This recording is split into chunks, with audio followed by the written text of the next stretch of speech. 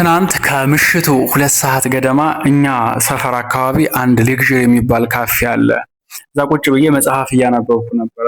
ቡና ልጠጣን የገባሁት ቆይቻለሁ።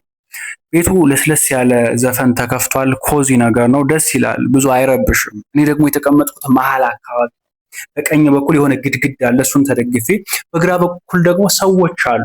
ምሽት ላይ ቺፕስ ማዘዝ ፈለግን። ከዛ አስተናጋጇን ጠራኋት። መጣች። ቺፕስ አለ ወይ ስላት አዎ ብላ ሄደች። ስትመለስ ግን ቺፕስ አልቋል አለችን። ኦኬ። ከዛ ምን እንዘዝ እየተባባልን አንድ ሀሳብ መጣልኝ። ለምን አለቃውን አውቀዋለሁ፣ ለምን አለቃውን አልጠይቀውም? ማኔጅ የሚያደርገው ልጅ ስለምንግባባ። ኦኬ።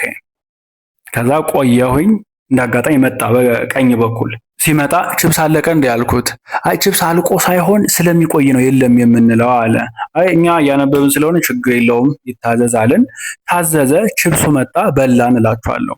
ለምንድን ነው ይሄን አጋጣሚ የምነግራችሁ? ብዙዎቻችን የሆነ ነገር ስንሞክር ከበር ነው የምንመለሰው። ትንሽ ፑሽ ብናደርግ እኮ ይከፈታል ያ በር። አሁን የነገርኳችሁ ምንድነው ስቶሪ ነው። እናንተም በየቀኑ አንዳንድ ስቶሪ በማጋራት ንግግራችሁን አሻሽሉ። ስቶሪ ቴሊንግ ላይ ደግሞ በደንብ ሰፋ አድርጌ እንዳስተምራችሁ ሁላችሁም ኮሜንት ላይ የገባችሁ ስቶሪ እያላችሁ ጻፉልኝ።